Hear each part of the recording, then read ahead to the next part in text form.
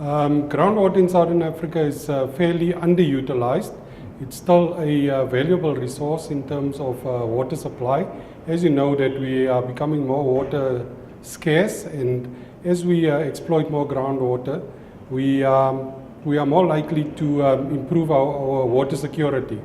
In SADC, as an example, groundwater is fairly unevenly distributed owing to the climatic and geological constraints. So in some places it rains more than in others.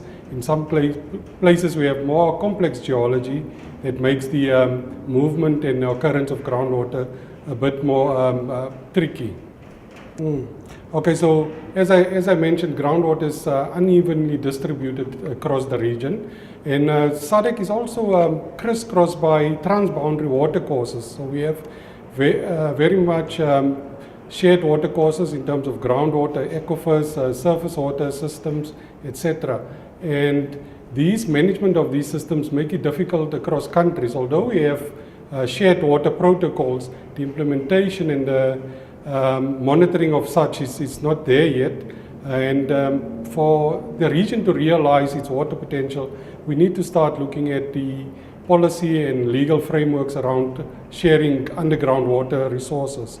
And so the complexity of groundwater is that you find it where you don't need it, and where you need it, there's not enough in terms of the climate and, as I mentioned earlier, the geology. In Southern Africa, we have valuable untapped groundwater resources that still lies unexplored that can be used for improving our water security in the area.